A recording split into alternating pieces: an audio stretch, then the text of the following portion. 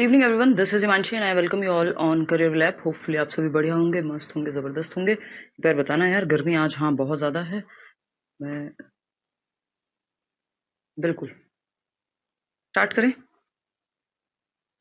YouTube पे 7 बजे होती है अब क्लास। हेल्थ बेटर है यार पहले से, है ना। हाँ, ये आजकल 2 दिनों से हो रहा है भाई लेट। थोड़ा इतने किताब खोल के थोड़ा सा पीछे का रिवीजन कर लिया करो, अगर कभी ऐसा होता भी है 2-4 मिनट। बाकी तो टाइम पे ही चल रही है अब क्लास, जो है बीच में छुट्टी से पहले आपने देख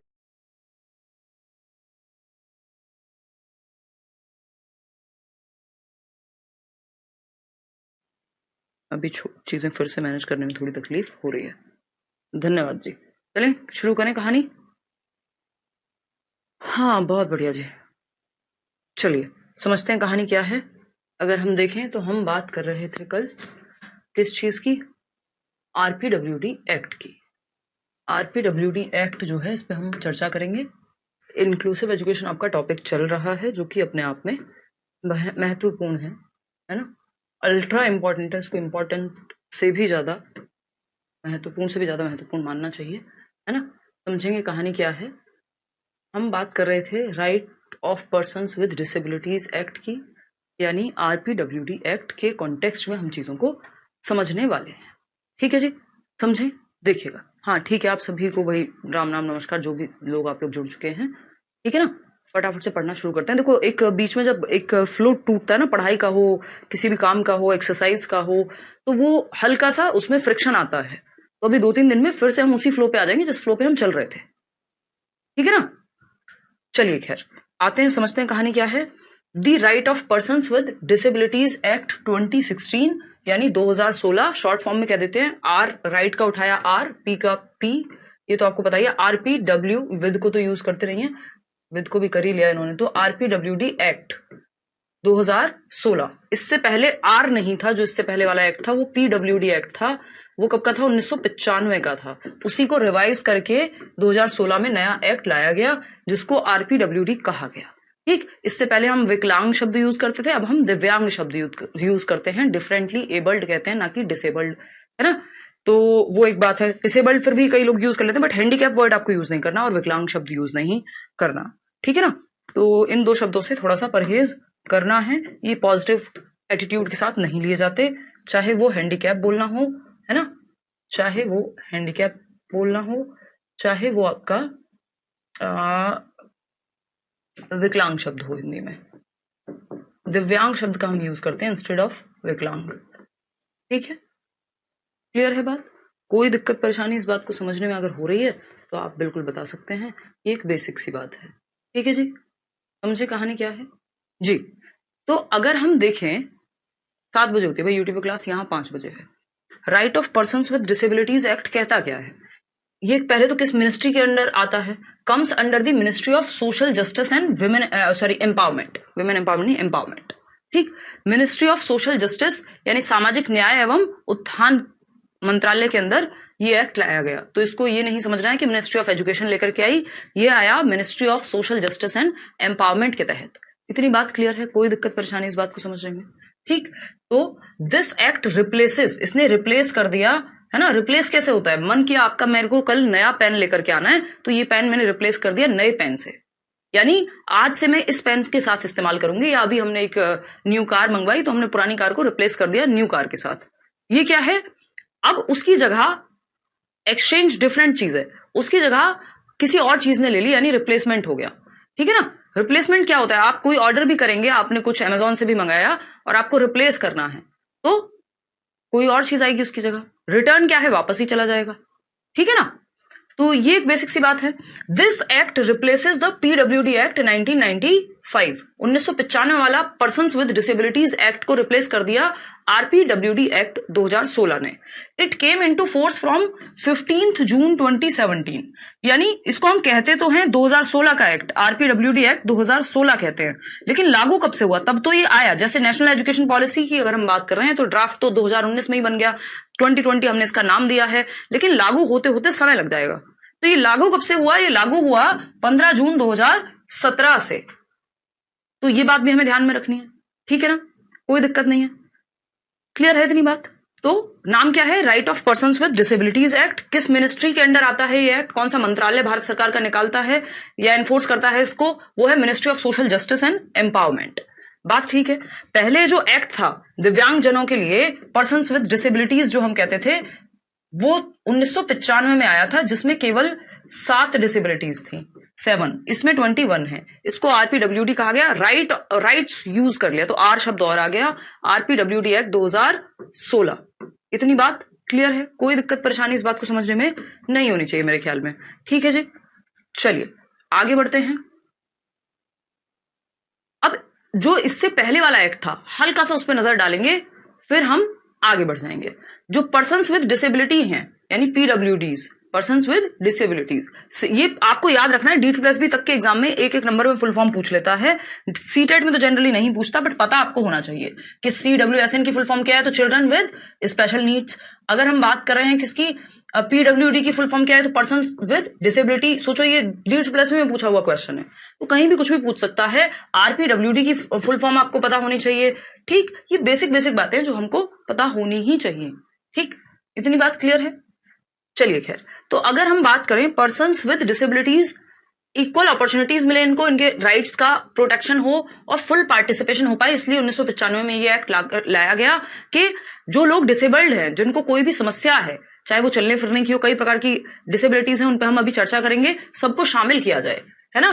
तो अगर हम बात करें, पीडब्ल्यूडी एक्ट ने डिफाइन किया कि डिसेबिलिटी है क्या, तो इसमें 7 डिसेबिलिटीज थी। एक था ब्लाइंडनेस, के अगर व्यक्ति जो है दृष्टि बाधित है, यानी ब्लाइंड है, देख नहीं सकता, तो वो भी इस एक्ट के तहत उसको बेनिफिट मिलेगा।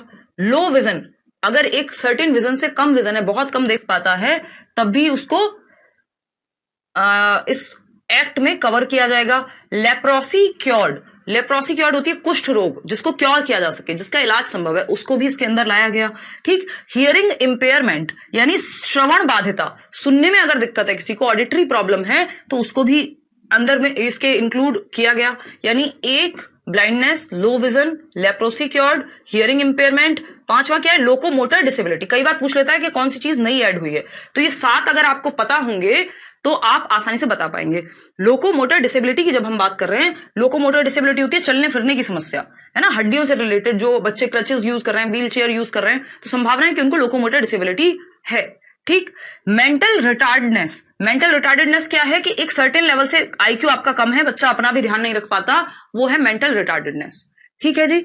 अगर हम देखें मेंटल इलनेस, कोई मानसिक बीमारी हो सकती है, डिप्रेशन, एंजाइटी, कोई और मतलब एंजाइटी तो खैर बहुत छोटा शब्द हो गया, इस बेसिस पे तो इसमें इंक्लूड नहीं किया जाएगा, बट अगर हाई लेवल मेंटल डिजीज है कोई, है ना, बहुत सारी होती है तरह तरह की, तो स्किज़ोफ्रेनिया से लेकर और 70 तरह की, तो मेंटल इलनेस भी इसमें शामिल हुई थी। तो टोटल मिलाकर के कितनी डिसेबिलिटीज इसमें इंक्लूडेड थी? 7 डिसेबिलिटीज, जिन लोगों को इसके अंदर पर्सन्स विद डिसेबिलिटीज काउंट किया जाएगा। ठीक है जी बात दीपाली। तो whereas persons with disability suffering from not less than 40%, ये ध्यान रखना है, ऐसा नहीं है कि मुझे, मान लीजिए मुझे आज से कम दिख रहा है, मैंने चश्मा लगवा लिया, परसों जाकर के सर्टिफिकेट बनवा लिया और कह दिया कि मैं तो पर्सन्स विद डिसेबिलिटीज हूं, नहीं हो सकता। क्यों? क्योंकि जो डिसेबिलिटी है, मान लीजिए अगर विजन का लॉस है, दृष्टि बाधिता है, देखने में समस्या है, तो मोर देन 40% होनी चाहिए, है ना, नॉट लेस देन 40%, 40% या फिर उससे अधिक अगर समस्या है विजन में, या लेप्रोसी है या लो विजन है, उसके बाद ही मोर देन 40% या equal to 40% at least, not less than 40% disability की जो सीवियरिटी है कि वो चीज गंभीर कितनी है, उसकी गंभीरता लगभग 40% या उससे ऊपर होनी चाहिए, तब जाके गवर्नमेंट आपको एक सर्टिफिकेट देगी। किसी भी गवर्नमेंट हॉस्पिटल से जाकर के आप वो लेकर के आ सकते हैं, मतलब आपका कुछ टेस्ट होगा और बात बन जाएगी। तो डिसेबिलिटी सर्टिफिकेट मिलेगा मेडिकल अथॉरिटी से, और तब जाके आप एक इसके जो भी बेनिफिट्स हैं एक्ट में, जो राइट्स हैं बेसिकली पर्सन्स विद डिसेबिलिटीज के, वो आपको मिल जाएंगे। बात सही है नहीं है? बिल्कुल सही है। तबीयत थोड़ी ढीली आपको लग रहा होगा आवाज से, मतलब मुझे जान लगानी पड़ रही है बोलने में ना, थोड़ा एफर्ट लग रहा है। देखना एक बार, अगर हम बात करते हैं किस चीज की, स्पीड कम, ठीक है, क्या मोहम्मद नासिर क्या पूछ रहे हो बताओ। तो हमें जो डिसेबिलिटी की मात्रा है एक तरह से, वो 40% या फिर उससे अधिक होनी चाहिए, तब जाकर के बात बनेगा। इलनेस में, मेंटल इलनेस में आता है मैम एंजाइटी शायद ना आता हो, क्योंकि मतलब सीवियरिटी पे डिपेंड करेगा जो भी आपका नाम है। सीवियरिटी पे डिपेंड करेगा, क्योंकि एक चीज नहीं होती ना मेंटल इलनेस में। अगर डिप्रेशन है तो बाकी चीजें भी फॉलो करती हैं, तो वो डिपेंड करेगा कि मेंटल, मैं जस्ट एक एग्जांपल दिया है, ठीक है ना, इस बात को समझना होगा सीवियरिटी क्या है। नॉर्मल एंजाइटी सबको होती है थोड़ी बहुत, ठीक है जी। अगर मान लो कोई जैसे बता रहा है किसी की फिंगर्स कट हो गई हैं, तो वो फिजिकल डिसेबिलिटी है एक तरह की, और उसमें वो लोकोमोटर में भी काउंट हो सकती है ना। हालांकि वो चलने फिरने की समस्या नहीं है, बट वो फिजिकल डिसेबिलिटी के अंदर काउंट हो जाएगी कि शारीरिक बाध्यता है व्यक्ति को, ठीक। इन साथ में फिर वो वही आ पाता है, ठीक है। नॉर्मल स्कूल में रखेंगे भाई डिसेबिलिटी वाले बच्चे को भी, उसकी मर्जी, अगर उसको स्पेशल स्कूल में जाना है, अदरवाइज रेगुलर स्कूल में आप पढ़ा सकते हैं, कोई दिक्कत होनी नहीं चाहिए। इंक्लूसिव एजुकेशन यही कहती है, एक रेगुलर स्कूल में पढ़ाइए जहां सब बच्चे साथ में पढ़ रहे हैं, क्योंकि कल को उन बच्चों को भी नॉर्मल लोगों के साथ, जो बाकी लोग हैं जिनको वो समस्या शायद नहीं है, उनके साथ रहना तो है ही समाज में, तो हमें इंक्लूड करना आना चाहिए। बता देंगे मुस्कान, ये भी बता देंगे, ठीक है जी। अगर हम देखें तो इसमें कुछ बातें हैं जो आरपीडब्ल्यूडी एक्ट में कही गई, right of persons with disabilities act 2016 में कुछ बातें कही गई, उन पे थोड़ी सी चर्चा हम कर लेते हैं। जैसे unlike the 1995 act, the new act talks about accessibility, यानी जो बात 1995 में नहीं हो रही थी एक्सेसिबिलिटी की, वो 2016 वाले एक्ट में की गई। क्या है भाई एक्सेसिबिलिटी? एक्सेसिबिलिटी होती है, एक्सेसिबिलिटी क्या होती है? मान लीजिए मैं चल नहीं सकती, मान लीजिए, या कोई बच्चा है जो चल नहीं पाता है स्कूल में, अब वो क्या करेगा? क्या उसको मेट्रो में घूमने का अधिकार नहीं होना चाहिए? एक जगह से दूसरी जगह ट्रेवल करने का बिल्कुल होना चाहिए, है ना। क्या हॉस्पिटल्स में उसकी एक्सेसिबिलिटी नहीं होनी चाहिए? बिल्कुल होनी चाहिए।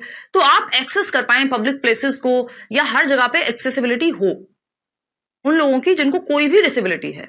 तो आप अपने इंफ्रास्ट्रक्चर को इस तरह से बनाइए, मेट्रो में अगर आप जाएंगे, दिल्ली मेट्रो की स्पेशली मैं बात कर रही हूं, कि वहां आपको व्हील चेयर भी मिलेगी। आप मेट्रो के अंदर भी एक कॉर्नर होता है जिसमें अगर किसी की व्हील चेयर है तो वो स्पेशली जगह है फिक्स्ड कि वो व्यक्ति वहां उस कॉर्नर में रह सकते हैं, या लिफ्ट बनी हुई है क्योंकि वो एक्सीलरेटर से शायद ना जा पाए, ठीक है ना। तो एक्सेसिबिलिटी मतलब हर जगह जा पाए व्यक्ति, वो व्यक्ति भी जिसको कोई भी डिसेबिलिटी, ऐसा नहीं है ना कि उसके हम अपने इंफ्रास्ट्रक्चर में चेंज नहीं कर रहे और उसको कहते हैं कि तुम कैसे करोगे जीवन में, तुम रहने दो, तुम तो ये काम मत करो, तुम तो पढ़ाई मत करो क्योंकि तुम तो देख नहीं सकते। जबकि हमें करना क्या चाहिए? हमें अपना इंफ्रास्ट्रक्चर बिल्ड करना चाहिए। तो ये आरपीडब्ल्यूडी एक्ट में ये सारे बदलाव हुए। पीडब्ल्यूडी एक्ट की बात खत्म हो चुकी है, उतना ही पढ़ना था जितना आपको अभी बताया है, बेसिक बातें थी कि 7 डिसेबिलिटीज एंड ऑल, ठीक। फिर आता है next point, disabled friendly access to all public buildings, hospitals, modes of transport, polling station, यानी डिसेबल्ड फ्रेंडली एक्सेस होना चाहिए सारी पब्लिक बिल्डिंग्स में, सारे पब्लिक प्लेसेस में। वो व्यक्ति जो किसी भी रूप में कोई भी डिसेबिलिटी है उसको, वो भी वहां से आ जा पाए, एक्सेस कर पाए, ठीक है ना, एक्सेस कर पाए। तो ये क्या होगा? अगर हम बात करें, नहीं एक्सेसिबिलिटी का मतलब ये नहीं है हर जगह फिर ये डिसेबिलिटी से जुड़ा हुआ है। एक्सेसिबिलिटी का मतलब है एक्सेस कर पाना, पहुंच है आपकी वहां तक। हाँ, कोई कह रहा है दिल्ली मेट्रो तो ऐसे भी फेमस है। हाँ, आजकल हो गई है। जिस जमाने में हम ट्रेवल करते थे, मुझे 2019 में मैंने लास्ट टाइम ट्रेवल किया होगा दिल्ली मेट्रो में, और उससे पहले भयंकर ट्रेवल किया है कॉलेज स्कूल सब टाइम पे। तो इसलिए मुझे आज भी वो मेमोरीज हैं। बस मुझे गए हुए तो किसी भी मेट्रो स्टेशन पे बहुत टाइम हुआ, मतलब अंदर गए हुए। तो अगर हम बात करें तो आजकल फेमस हो गए, उस समय पे नहीं था। और मैं तो कहती हूँ ये बात अपने दोस्तों में भी अभी कि अच्छा है यार, उस समय पे नहीं था ये सिस्टम। हम लोग मस्तियां करते जाते थे मेट्रो में, बातें करते जाते थे, पता चले आज आप कुछ नहीं कर रहे हो, कोई और आपकी वीडियो बना रहा है, कल को आप ही आ रहे हैं वीडियो में। तो वो अब वो सेफ ही फील नहीं होता बाहर के एनवायरमेंट में। आपको लगता है कि यार हर टाइम तो कोई कैमरा लेके रिकॉर्ड कर ही रहा होगा पब्लिक प्लेस में भी। वो जो प्राइवेसी की बात है, मैं तो खैर सोशल मीडिया पे हूँ तो मैं थोड़ा सा और सतर्क हूँ। तो लेकिन वो चीज पहले, मतलब ये फेमस जो है अभी रिसेंटली हुई है कुछ सालों से, ये रील वील के चक्कर में, ठीक है ना। क्लियर है बात? चलिए खैर आगे बढ़े। तो ये एक बेसिक बात हुई कि मोड्स ऑफ ट्रांसपोर्ट, चाहे वो बसेस हों, चाहे वो पोलिंग स्टेशन हों, अभी इलेक्शंस चल रहे हैं तो पोलिंग बूथ पे भी रैंप होना चाहिए ताकि किसी की व्हीलचेयर वहां तक जा पाए, ठीक है ना। और सारी पब्लिक बिल्डिंग्स में एक्सेसिबिलिटी होनी चाहिए। हालांकि ये कहने की बात ज्यादा हो जाती है, अभी भी हमारे पास इंफ्रास्ट्रक्चर है नहीं, जहां है वहां पे भी आधे से ज्यादा चीजें वर्किंग ही नहीं है। मैं आपको, मतलब मैं किसी काम के लिए गई होंगी, शायद कोई रजिस्ट्री होगी, कुछ तो हुआ होगा, तो जिन ऑफिसेज में होती है ना, कोई अग्रीमेंट था या इवन ये चीज मतलब मैंने कई बार एक्सपीरियंस की है। तो दिल्ली की एक ठीक ठाक जगह पे वहां के ऑफिस में, जो रजिस्ट्रार का ऑफिस बोलते हैं उसको शायद, तो वहां लिफ्ट है, बस नाम की है, चलती नहीं है, और मुझे 4 फ्लोर चढ़ के सीढ़ियों से जाना पड़ा, जो कि कोई बहुत बड़ी बात नहीं है। मैं एकदम फिट हूँ, मतलब उस टाइम तो और ज्यादा थी, अभी तो तबीयत चलो खराब है, यंग हूँ, और जो व्यक्ति चढ़ के जा सकता है वो चला जाए। लेकिन वो व्यक्ति जो व्हील चेयर से आया है, भाई उसका भी तो अधिकार होगा कि वो कोई अगर प्रॉपर्टी लेना चाहता है या कोई अग्रीमेंट कराना चाहता है, कोई लीगल मसला है, कुछ भी हो सकता है, तो वो भी 4th फ्लोर पे जा पाए, क्योंकि आपका ऑफिस तो 4th फ्लोर पे है ना। तो उस केस में वहां वो एक्सेस है ही नहीं, चलेंगी ही नहीं वो लिफ्ट, बस नाम की है, रैंप है नहीं। तो अब कहने की बात हो गई कि एक्सेसिबिलिटी है, ऑन पेपर्स एक्सेसिबिलिटी हो गई, और अगर आप रियलिटी में देखेंगे तो कहानी कुछ और है। तो ऐसा बहुत जगह पे है भारतवर्ष में, और इस चीज को हमें थोड़ा सा मिटाने की कोशिश करनी है कि हम सब इस तरफ फोकस कर पाए कि एक्सेसिबिलिटी हो पाए, है ना। क्योंकि अधिकार तो सबको है ना जीने का, और जीने का मतलब ये नहीं है बस घर पे आपने कैद कर लिया तो जीने का अधिकार दे दिया। भाई वो चीजें कर पाए, इंसान रहेगा, उसकी भी महत्वाकांक्षाएं हो सकती हैं, 70 चीजें, वो बहुत कुछ कर सकता हो सकता है। मान लीजिए व्हील चेयर पे, तो क्या हुआ, दिमाग तो चल रहा है, कुछ और तो काम कर सकता है, कुछ और उसका मन हो, कोई और टैलेंट हो स्पेशल। आपने इंफ्रास्ट्रक्चर नहीं बनाया as a society, as a government और वट एवर, तो क्या होगा, दिक्कत होगी। ठीक है जी, तो ये कहानी है। तो एक्सेसिबिलिटी हमें चाहिए, पोलिंग स्टेशन हो, जो भी पब्लिक प्लेसेस हैं, चाहे हॉस्पिटल्स हो, ट्रांसपोर्ट हो। A path breaking, next point है, a path breaking feature of the new act is the increase in reservation in government jobs from 3 to 4%। यानी एक पाथ ब्रेकिंग फीचर लेकर के आई, एक विशेषता लेकर के आई इस एक्ट में, कि जो गवर्नमेंट जॉब्स में रिजर्वेशन है डिसेबल्ड लोगों के लिए, वो पहले 3 था, 3 से बढ़ा करके 4% कर दिया जाएगा। तो रिजर्वेशन अगर आपको 40 या उससे 40% से अधिक डिसेबिलिटी है, तो क्या होना चाहिए, 4% रिजर्वेशन डिसेबल्ड लोगों के लिए होगा वहां पे। ठीक है ना। हाँ, सरकारी हॉस्पिटल में लिफ्ट की यही हाल है। तो सिस्टम है, दुख की बात है ये। जो नए लोग आ रहे हैं उनको और कोशिश करनी चाहिए, करप्शन इतना है कई बार। ठीक है ना। चलिए खैर आते हैं, बहुत बड़े रुखसाना। फिर आते हैं नेक्स्ट पॉइंट पे, persons with at least 40% of a disability are entitled to certain benefits. यानी अगर मिनिमम 40% डिसेबिलिटी है या उससे अधिक है, ठीक है अनु, तो वो क्या है अगर व्यक्ति को 40% या उससे अधिक डिसेबिलिटी है तो बेनिफिट्स मिलने चाहिए, जो उसके राइट्स हैं, कुछ जैसे हमारे ह्यूमन राइट्स होते हैं या हमारे संवैधानिक कुछ राइट्स होंगे, तो उस केस फंडामेंटल राइट्स हैं जो हमारे, तो अगर मैं बात करूं आशीष, तो वो मिलने चाहिए। क्योंकि इनके अधिकारों की बात करेगा कौन, तो गवर्नमेंट ये रूल लेके आई, जब तक रूल नहीं बनता तब तक नहीं मानते लोग, रूल बनने के बाद भी नहीं मानते बहुत सारे लोग, तब भी अपनी लड़ाई लड़नी पड़ती है कई बार। हाँ, जैसे मनीषा कह रही है कि उनको 30% ही डिसेबिलिटी का सर्टिफिकेट है, तो बेनिफिट नहीं मिला है। हाँ, क्योंकि 30% है, मोर देन अगर आपको गवर्नमेंट जॉब्स में रिजर्वेशन चाहिए या इस तरह की चीजें चाहिए, तो वो फिर आपको 40 या उससे अधिक डिसेबिलिटी आपकी होगी, तो वो सीवियर माना जाएगा। नेक्स्ट पॉइंट पे आते हैं, violation of any provision of the act is punishable. यानी अगर इस एक्ट का उल्लंघन किया जाता है तो पनिशमेंट होगी, अगर उसको प्रूव कर दिया गया तो। New disabilities can be added by notification. अब ऐसा नहीं होगा 1995 में एक एक्ट आया था और फिर सालों साल तक, या मैं कहूं 2 दशक तक लगभग एक्ट ही नहीं आया, 19 साल बाद जाकर के तो चेंज हो रहा है कुछ 2016 में 1995 से। तो ये क्या हो गया, ये गलत है कि साथ ही डिसेबिलिटीज थी वही रह गई। अभी आप नोटिफिकेशन देकर के सरकार द्वारा या किसी व्यक्ति द्वारा जो इस फील्ड में काम करता है, वो नोटिफाई करके इस एक्ट के अंदर नई डिसेबिलिटीज को भी एक्ट शामिल किया जा सकता है। ठीक है जी। हाँ देखो, आप में से कई लोग हैं जो पर्सन्स विद डिसेबिलिटी में आते हैं और कमेंट कर रहे हैं, तो कोई तरस की बात नहीं है, कोई टेंशन नहीं लेनी है। लाइफ में सबको अपने चैलेंजेस मिले हैं और अपनी लड़ाई लड़ते रहना है, बढ़िया से काम करना है, जो आप कर सकते हैं उस चीज को बिल्कुल करने की कोशिश करनी है, चाहे कितनी भी समस्याएं आए। हाँ, वीकनेस मुझे काफी फील हो रही है, आप लोग समझ पा रहे हैं मेरी आवाज से भी, और वो मैं देख रही हूँ, बट उसको इग्नोर ही करेंगे क्योंकि क्या कर सकते हैं अभी, है ना। बस ये वीक और मैं ट्राई करूंगी, नहीं तो फिर मैं आयरन इंजेक्ट कराऊंगी अगर अभी भी आराम नहीं हुआ, क्योंकि अब इससे ज्यादा तो मैं क्या ही खान पान में ध्यान रख सकती हूँ, जितना मैं रख रही हूँ, थोड़ा बहुत सप्लीमेंट्स ले रही हूँ, अब इससे ज्यादा तो और क्या ही होगा।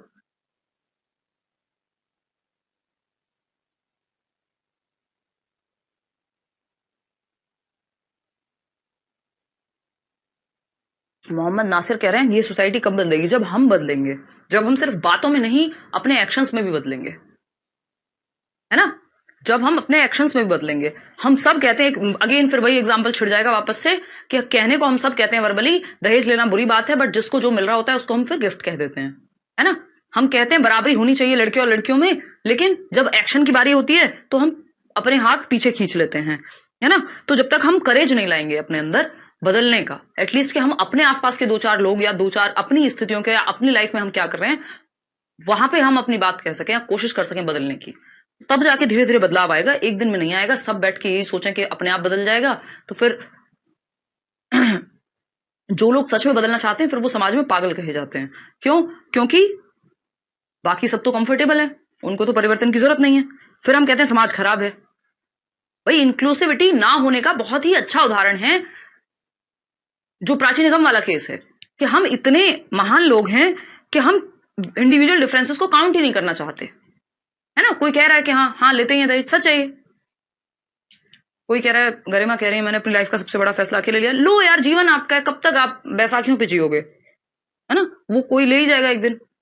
बैसाखियों पे जीना अगर सच में आपको समस्या है तो वो एक स्कैफोल्डिंग की तरह है, बट वो करेज तो अंदर से लाना पड़ेगा ना। चलिए खैर, आते हैं समझते हैं कहानी में।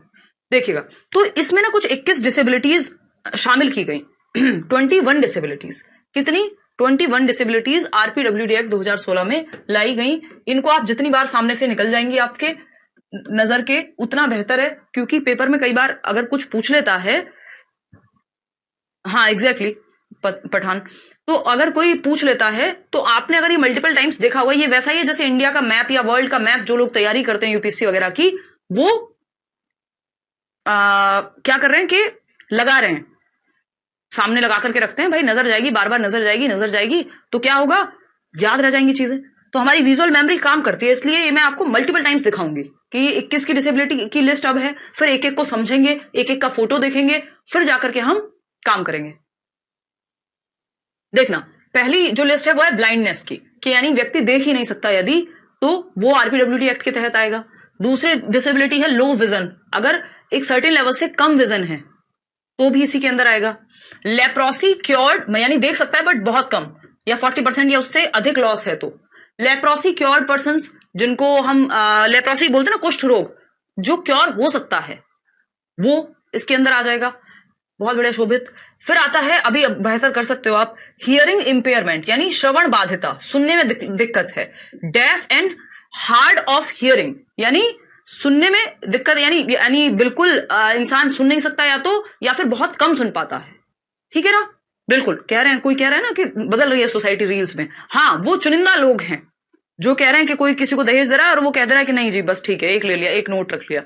तो धीरे धीरे बदलेगा समाज, बट बहुत कम लोगों पे ही ये इंपैक्ट आता है, क्योंकि जब अपनी बारी आती है तो लालच आ जाता है इंसान में। इंसान महा सेल्फिश बीइंग है, ठीक। तो वो इसीलिए मैं बार बार कहती हूँ कि अपनी लाइफ में कुछ वैल्यूज व्यक्ति को सेट कर लेनी चाहिए कि यार ये काम तो मुझे नहीं करना है ना। देखना, हियरिंग इंपेयरमेंट यानी सुनने में तकलीफ है, या तो बिल्कुल नहीं सुन सकता, या हार्ड ऑफ हियरिंग है तो मशीन वगैरह का यूज के बाद वजूद भी हो सकता है कि समस्या रहे। लोकोमोटर डिसेबिलिटी, चलने फिरने में मूवमेंट में दिक्कत है, हड्डियों से रिलेटेड प्रॉब्लम है, ठीक जी। फिर आता है ड्वार्फिज्म। ड्वार्फिज्म होता है बोनापन, है ना, कि एक सर्टेन लेवल ऑफ हाइट, शायद 4 फीट कुछ का हिसाब है कि उससे कम अगर हाइट है तो ड्वार्फिज्म में आते हैं, ठीक है ना। हाँ, मंजू कह रही मेरा लोकोमोटर डिसेबिलिटी है 40%।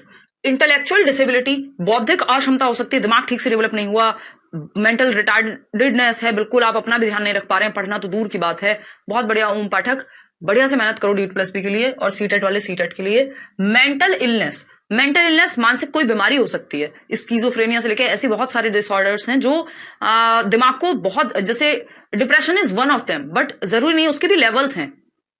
तो इसमें हम ये नहीं कहेंगे जिसको भी डिप्रेशन की जो दवाई खा रहा है तो वो उसको इसका बेनिफिट मिल जाएगा, है ना। और बेनिफिट क्या है, वो ऑलरेडी इतना सफर कर रहा है व्यक्ति। एग्जैक्टली श्रुति। चलिए खैर आगे बढ़ते हैं। ऑटिज्म स्पेक्ट्रम डिसऑर्डर, ASD बोलते हैं इसको। इसमें बहुत सारे डिसऑर्डर आ जाते हैं, जैसे ADHD, ऑटिज्म, ये सब अभी हम करेंगे, अभी हम सिर्फ लिस्ट पढ़ रहे हैं।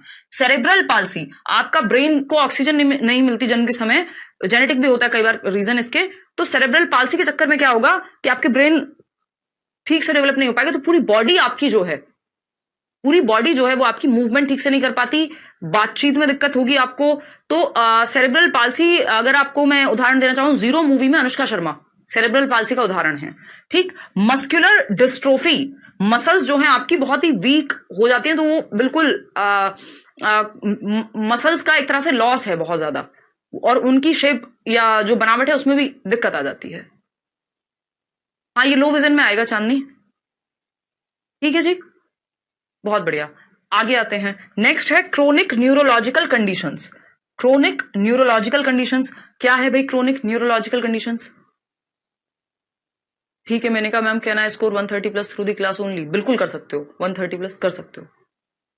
क्रोनिक और थोड़ा फिर प्रीवियस ईयर को ध्यान लगा लेना, है ना। लर्नर्स हैं जो 45 वैकेंसी में भी लेकर के आए हैं, जो लीड प्लस में, जब बीएड वाले भी अलाउड थे तब भी नंबर, और बैच से पढ़ के ऐसे भी हैं एक दो लर्नर्स तो जिन्होंने कुछ नहीं पढ़ा, बैच के नोट्स मल्टीपल टाइम्स पढ़े और प्रीवियस ईयर किया है, जबकि लोग शोर मचाते रहते हैं एनआईएस पढ़ लो, ये पढ़ लो, वो पढ़ लो, क्योंकि आपकी अंडरस्टैंडिंग बन गई तो फिर आप नया क्वेश्चन भी सॉल्व कर देंगे। क्रोनिक न्यूरोलॉजिकल कंडीशंस होती हैं जो न्यूरॉन से रिलेटेड कुछ प्रॉब्लम्स हैं, अगर वो बहुत सीवियर हैं तो वो भी इसके अंदर आएंगी, इस पर चर्चा करेंगे। स्पेसिफिक लर्निंग डिसेबिलिटीज हैं, अगर बहुत सीवियर हैं, स्पेसिफिक लर्निंग डिसेबिलिटीज में बहुत सारी चीजें आ जाती हैं, आपकी डिसलेक्सिया से लेकर और 70 तरह की, मल्टीपल स्क्लेरोसिस हो सकता है, स्पीच लैंग्वेज, इससे लिवर से लेकर 70 चीजें आपकी डैमेज हो सकती हैं स्क्लेरोसिस में। स्पीच एंड लैंग्वेज डिसेबिलिटी, भाषा से संबंधित समस्या, बोलने से संबंधित समस्या सीवियर है अगर। थैलेसीमिया ब्लड रिलेटेड एक प्रॉब्लम है, जेनेटिक होता है। हीमोफीलिया भी ब्लड रिलेटेड है। सिकल सेल डिजीज भी ब्लड रिलेटेड है, इन सबको पहले नहीं शामिल किया जाता था। Multiple disabilities including deaf blindness, कई बार क्या होता है, कई सारी डिसेबिलिटीज एक साथ होती है व्यक्ति को, यानी सुनने में भी दिक्कत है, देखने में भी दिक्कत है, डेफ एंड डम कहते हैं हम कई बार।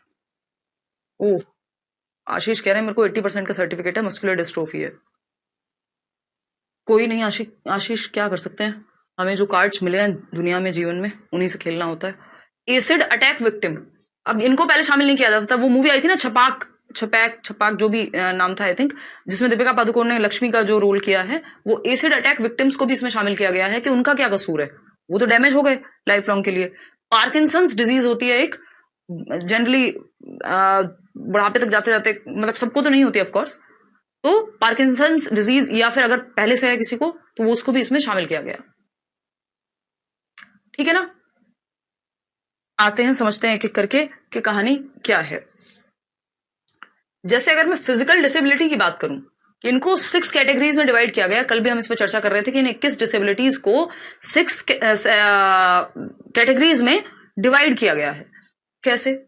फिजिकल डिसेबिलिटी हो गई मान लो, तो शारीरिक अक्षमता कह देंगे इसको। शारीरिक अक्षमता में क्या क्या आ जाएगा? लोकोमोटर डिसेबिलिटी, चलने फिरने से रिलेटेड समस्या है। लेप्रोसी क्योर्ड, कुष्ठ रोग, वो भी तो शरीर में ही हो रहा है ना। सेरेब्रल पाल्सी, पूरा शरीर आपका मूवमेंट भी नहीं कर पाता है, सेरेब्रल पाल्सी भी इसी में आएगा। किसमें? फिजिकल डिसेबिलिटी में। बोनापन, ड्वार्फिज्म, वो भी फिजिकल डिसेबिलिटी में आएगा। मस्कुलर डिस्ट्रोफी, मस्कुलर डिस्ट्रोफी यानी जो अभी कोई बता भी रहा था, तो मसल्स का जो है बहुत ज्यादा क्षयन है इसमें, वो भी इसी में आएगी फिजिकल में। एसिड अटैक विक्टिम भी फिजिकल डिसेबिलिटी के अंदर ही आएंगे। हाँ, मुझे सिकल सेल डिजीज है, बट मुझे नहीं पता था ये पीडब्ल्यूडी में भी है। बिल्कुल Poonam, sickle cell disease, but वो है कि सीवियरिटी पे मैटर करता है कि कितने % है, कि जो सेल्स का साइज है आपका उसमें प्रॉब्लम, और भी मतलब ये मेडिकल कंडीशंस हैं तो इसमें बहुत डिटेल में जाना तो मतलब उस पर मुझे भी फिर प्रॉपर पढ़ना पड़ेगा, बट जरूरत ऐसी नहीं होती है सच कि मतलब आपको बिल्कुल डिटेल में मेडिकली पता हो एक एक चीज, क्योंकि साइंस पे नहीं जाना है हमें, आइडिया होना चाहिए ताकि आप पहचान पाए बच्चों को। स्पेशल एजुकेशन में ज्यादा डिटेल में पढ़ा जाता है ये सब, ठीक है ना।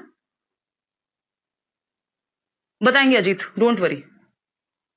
विजुअल इंपेयरमेंट, विजुअल इंपेयरमेंट क्या? दृष्टि बाधिता, इसमें ब्लाइंडनेस हो सकती है यानी बिल्कुल नहीं दिखाई देता, और लो विजन, कम दिखता है, दृष्टि बाधिता है, वो दोनों आ जाएंगे विजुअल इंपेयरमेंट में। स्पीच और लैंग्वेज डिसेबिलिटी, भाषा से संबंधित विकार, स्पीच लैंग्वेज डिसेबिलिटी हो सकती है इसमें कई प्रकार की, चाहे वो आपकी जैसे अफेजिया हो गया, अगर बहुत ज्यादा लेवल का है कि बिल्कुल भाषा पढ़ के, सुन के या समझ के भी नहीं बात कर पाता है व्यक्ति, स्टैमरिंग, अगर बहुत नेक्स्ट लेवल की है तब।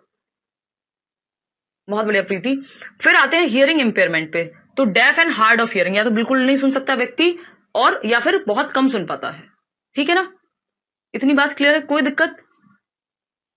कोई कह रहा है कि गीत कह रही है कि मैम मुझे एक बात पूछनी थी, but sorry to disturb you बीच में, कि जैसे कोई पागल है तो उसको डॉक्टर से पता किया जा सकता है क्या? क्योंकि मैं कभी पागल नहीं थी, मेरे हस्बैंड ने कोर्ट में इल्जाम लगाया है कि मेरा ट्रीटमेंट चला है, क्या डॉक्टर प्रूव कर सकते हैं क्या मैं पागल नहीं हूँ? गीत नाम दे।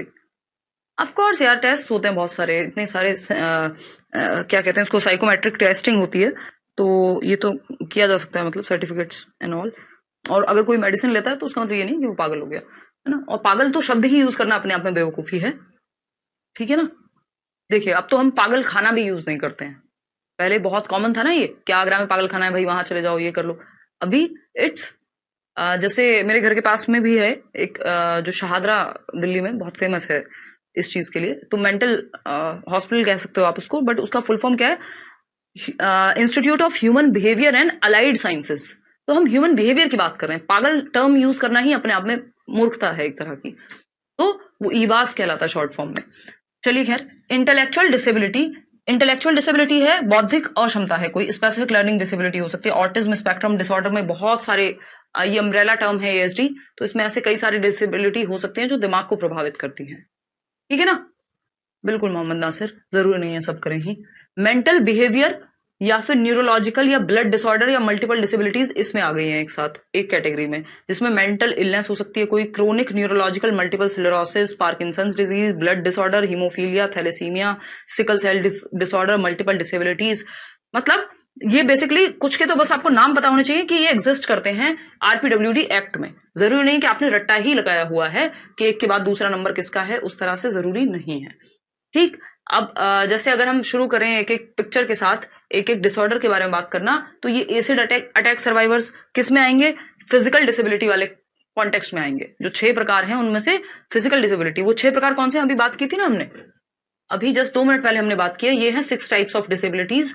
जिसमें अगर हम बात करें तो ये फिजिकल डिसेबिलिटी में सबसे पहले हमने बात की थी किसकी, एसिड अटैक विक्टिम्स की, जिसमें हमने वो लक्ष्मी वाला उदाहरण दिया था। तो मतलब इनका सर्वाइवल उतना आसान नहीं है समाज की वजह से, और भी इनको दिक्कत हो ही जाती है। तो आरपीडब्ल्यूडी एक्ट में रखा गया है कि अगर 40% या उससे ज्यादा डिसेबिलिटी है तो क्या हो, हेल्प मिलनी चाहिए गवर्नमेंट की तरफ से, ठीक है ना।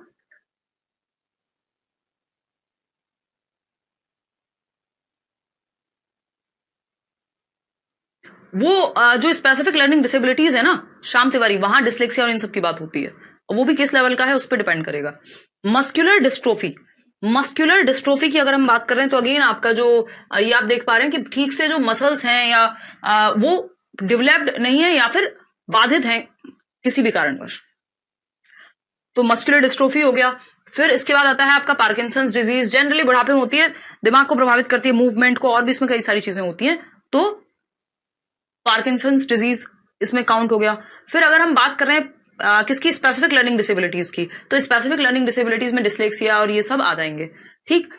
Speech and language disability, speech and language वो हम करेंगे, डिसलेक्सिया वगैरह को डिस्कस करेंगे, तो वो स्पेसिफिक लर्निंग डिसेबिलिटीज में आती हैं ये चीजें।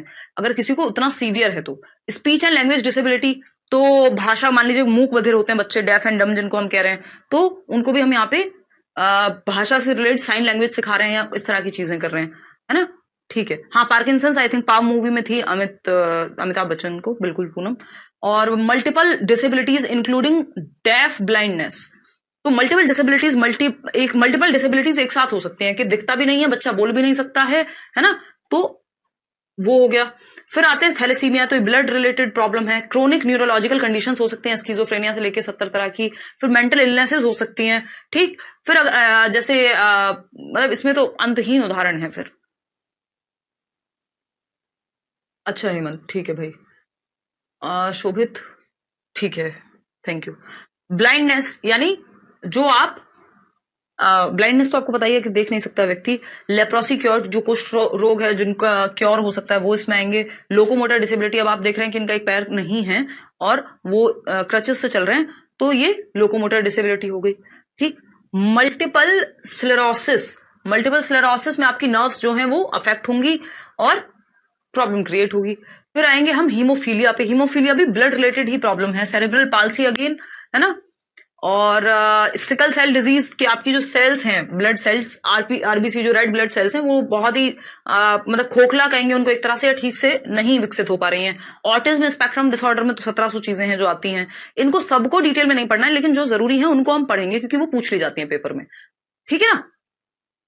फिर आते हैं इंटेलेक्चुअल डिसेबिलिटी में, कई सारी इंटेलेक्चुअल डिसेबिलिटी हो सकती है। बच्चे का आईक्यू ही कम है मान लीजिए, तो वहां पे उसको कई बार दिक्कत होगी। लो विजन है किसी का, हियरिंग इंपेयरमेंट है, सुनने में दिक्कत है, ड्वार्फिज्म, बोनापन, ये सब आ गए। अब इनके लिए क्या करें, आइडेंटिफाई कैसे करें, पहले तो ये भी तो एक समस्या है ना। तो आपको क्या करना पड़ेगा, आइडेंटिफाई करना पड़ेगा, ठीक, यानी पहचान करनी पड़ेगी। अगर आप क्लासरूम में बच्चे को पहचान ही नहीं पाए कि उसको कोई समस्या है, तो आप कहां से उसका सॉल्यूशन निकालेंगे। अजीत क्लास पढ़ते जाओ, फिर उसके बाद नोट्स।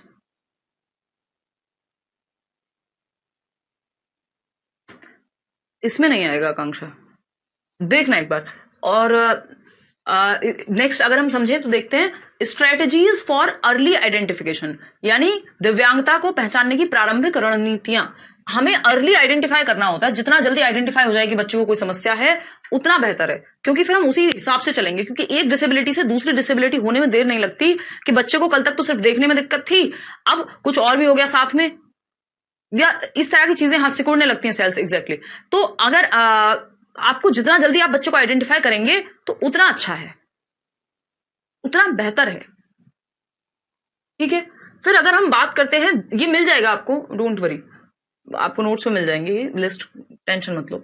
ऑब्जर्वेशन, तो आइडेंटिफाई करने के तरीके क्या हैं, स्ट्रेटेजीज क्या हैं। ऑब्जर्वेशन, आप डेली बेसिस पे क्लास में बच्चों को ऑब्जर्व कर रहे हो। एक बच्चा है जो खड़े होकर बार बार देखता है, उसको ठीक से दिखाई नहीं देता। कोई बच्चा जो ठीक से सुन नहीं पा रहा है, तो टेस्ट कराएंगे, पता लगाएंगे। कोई और आपको ऑटिस्टिक लग रहा है बच्चा, उसके व्यवहार से कि वो बहुत ज्यादा घुल मिल नहीं पाता, आई कॉन्टेक्ट नहीं करता, रेपिटेटिव है अपने एक्शंस को लेकर के, तो क्या करेंगे आप, ऑब्जर्व करके पता लगाएंगे। कुछ केसेस में स्क्रीनिंग होती है, जिसमें प्रॉपर टेस्ट होते हैं एक तरह के, है ना। तो कुछ चीजें पूछी जाएंगी, या कोई आपको साइकोमेट्रिक टेस्टिंग दी जा सकती है, तो स्क्रीनिंग के थ्रू पता लग जाता है।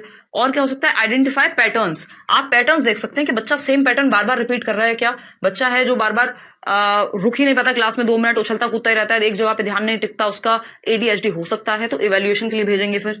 तो ये 3 तरीके हैं जिससे आप क्या कर सकते हैं, पता लगा सकते हैं कि बच्चे को अगर कोई डिसेबिलिटी है तो अर्ली आइडेंटिफाई कर सकते हैं, टाइमली, और फिर डॉक्टर के पास भी जा सकते हैं। हाँ, वूम्ब में कुछ चीजें आइडेंटिफाई हो जाती हैं, बट सारी क्योर नहीं हो पाती हैं निशा। कुछ बीमारियां हैं जो वूम्ब में ही क्योर हो जाती हैं अगर पता लग जाए, जैसे HIV एड्स का काफी हद तक जो है कंट्रोल हो जाता है, या और भी कुछ बीमारियां, तो इंजेक्शन वगैरह लग करके वूम्ब में, गर्भ में ही माँ के, अगर समस्या है, संभावना है, तो वो ठीक हो जाएगा। लेकिन कुछ ऐसी समस्याएं जैसे डाउन सिंड्रोम है, तो वो उसकी पॉसिबिलिटी होती नहीं है कि ठीक हो पाएगा पता होने के बावजूद भी, वूम्ब में अगर पता लग भी जाए तो, ठीक। Strategies for early intervention. अब इंटरवीन कैसे करेंगे, इंटरवीन कैसे करेंगे कि चीजें ठीक हो पाए कुछ हद तक, ठीक है ना, वो देखते हैं। बहुत बढ़िया शेख। फिजियोथेरेपी, कुछ केसेस में हम फिजियोथेरेपी कराते हैं, है ना। स्पीच थेरेपी होती है, मान लो बच्चा तुतलाता है, हकलाता है, तो कुछ हद तक स्पीच थेरेपी हो सकती है। तो स्पीच एंड लैंग्वेज थेरेपी भी होती है, वाक चिकित्सा कहते हैं। ऑक्यूपेशनल थेरेपी होती है, व्यावसायिक चिकित्सा, किसी एक फील्ड में ट्रेन कर दिया जाएगा थोड़ा। तो ये अर्ली इंटरवेंशन के तरीके हैं। OPS यानी occupational therapy, physiotherapy, speech and language therapy. तो थेरेपी के थ्रू इंटरवीन करने की कोशिश की जाती है कि बात को संभाला जा सके। फिर हमें स्कूल में क्या करना चाहिए, बैरियर फ्री एनवायरनमेंट क्रिएट करना है आपको। BFSE कह सकते हो आप इसको, BFSE, barrier free school environment. Barrier free school environment क्या होगा, ये बाधा मुक्त विद्यालय वातावरण क्रिएट करना है। यानी स्कूल तो, थैंक यू राहुल, स्कूल का एनवायरनमेंट जहां वो सीखने जाएगा, जहां उसका पोटेंशियल निखर के आना चाहिए, वो तो बच्चे के लिए कम से कम बैरियर ना बने, रुकावट ना बने। वो बैरियर्स होते हैं ना, पुलिस लगा देती है, तो बैरियर ना बने, एनवायरनमेंट रुकावट ना बने। एनवायरनमेंट तो कम से कम ऐसा हो जो आगे बढ़ाए, है ना। जैसे हम कहते हैं परिवार बहुत इंपॉर्टेंट चीज है ना। हमारी इंडियन फैमिलीज में बहुत इंपॉर्टेंस दी जाती है, और अच्छी बात है, परिवार बिल्कुल महत्वपूर्ण है, इसमें कोई भी कोताही नहीं है। और आपको परिवार के लिए अच्छी चीजें करनी चाहिए, माँ बाप के लिए अच्छी चीजें करनी चाहिए। बट क्या सिर्फ आपका ही ये धर्म है कि आपको ही सब कुछ करना चाहिए, या फिर बाकी लोगों को भी आपको एम्पावर करना चाहिए। वो एनवायरनमेंट बैरियर फ्री, आप देखेंगे कितने सारे केसेस में लोग घर से आ गए, विरोध किया, 50 चीजें की, तब जीवन में पता नहीं कुछ अच्छा कर पाए। तो मैं ये नहीं कह रही कि अगेंस्ट चले जाओ हमेशा, बट इफ नीडेड, अगर वो एनवायरनमेंट ही बैरियर क्रिएट करता है, अगर एनवायरनमेंट ही टॉक्सिक है, तो आपको फिर उस बैरियर को हटाना पड़ेगा जिस भी तरीके से। तो स्कूल में भी अगर बच्चे के लिए एनवायरनमेंट ही बैरियर बन रहा है, तो उसको हटाना पड़ेगा, ठीक करना पड़ेगा। क्योंकि एनवायरनमेंट का काम है आपके अंदर का पोटेंशियल बाहर निकल करके आए, या आपको सपोर्ट करे। एटलीस्ट बच्चे के केस में बड़े हो गए तो चलो आप बहुत कुछ खुद से कर सकते हैं। स्पीच थेरेपी से बहुत कुछ चीजें ठीक हो जाती हैं, बट सारी चीजें ठीक हो जाएंगी ये कहना गलत होगा, ठीक है ना। तो बाधा मुक्त विद्यालय वातावरण। अब बाधा मुक्त क्या कैसे बनाएंगे, उस पर समझते हैं कहानी क्या है। कोई बात नहीं, रोक रोक के लिख लेना आप। कोई कह रहा है फास्ट पढ़ाया, कोई कह रहा है स्लो पढ़ाया। डेली की क्लास अटेंड करते जाओ जिन लोगों ने अभी कोर्स लिया है। और हाँ, बहुत सारे केसेस में निशी सही कह रहे हो बिल्कुल।